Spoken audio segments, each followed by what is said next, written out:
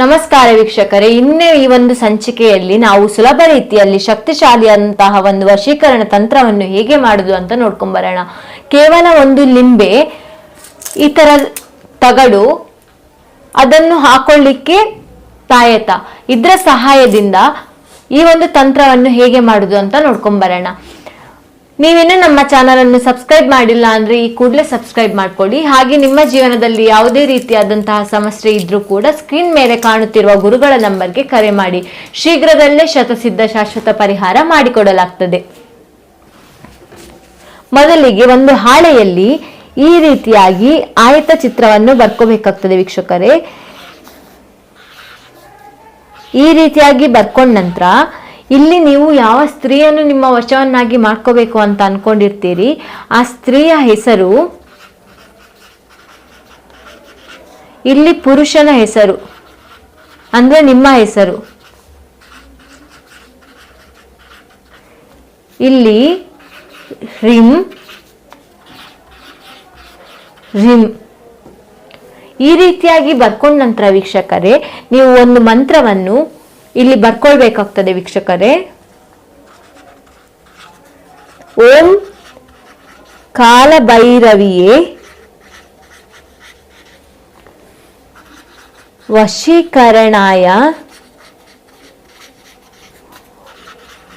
ಪಟ್ ಮಮ ಸ್ವಾಹ.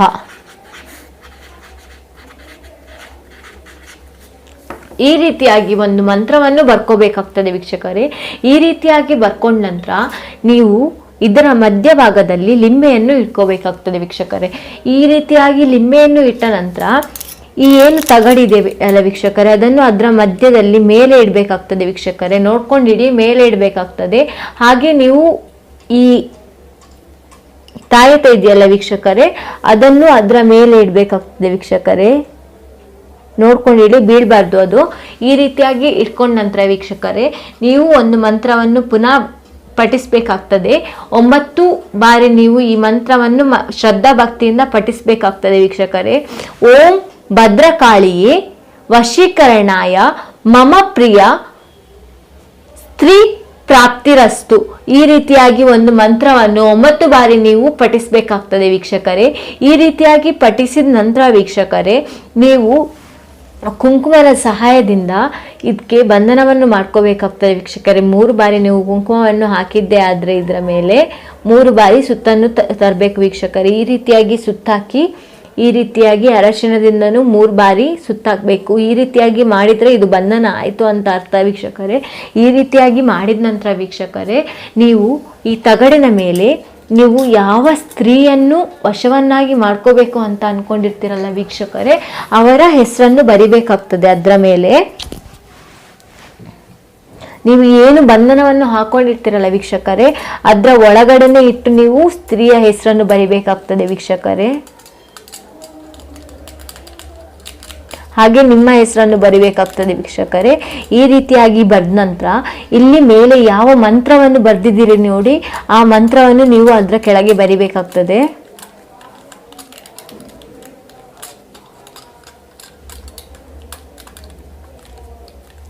ಈ ರೀತಿಯಾಗಿ ಬರೆದ ನಂತರ ಇದನ್ನು ನೀವು ಹೀಗೆ ಮಡಚಿಬಿಟ್ಟು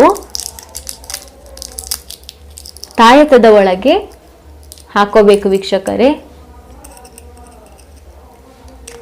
ಈ ರೀತಿಯಾಗಿ ಹಾಕಿ ಬಂಧನವನ್ನು ಮಾಡಿ ಈ ತಾಯತವನ್ನು ನೀವು ಇದೇ ರೀತಿಯಾಗಿ ಒಂದು ಡಬ್ಬದಲ್ಲಿ, ಅಂದ್ರೆ ಈ ರೀತಿಯಾಗಿ ಇದನ್ನು ಕುಂಕುಮವನ್ನು ಇದೇ ರೀತಿಯಾಗಿ ಹಾಕೋಬೇಕಾಗ್ತದೆ ವೀಕ್ಷಕರೇ. ಆದರೆ ಮುಚ್ಚುವ ಡಬ್ಬವನ್ನು ತಗೊಳ್ಳಿ ವೀಕ್ಷಕರೇ ನೀವು.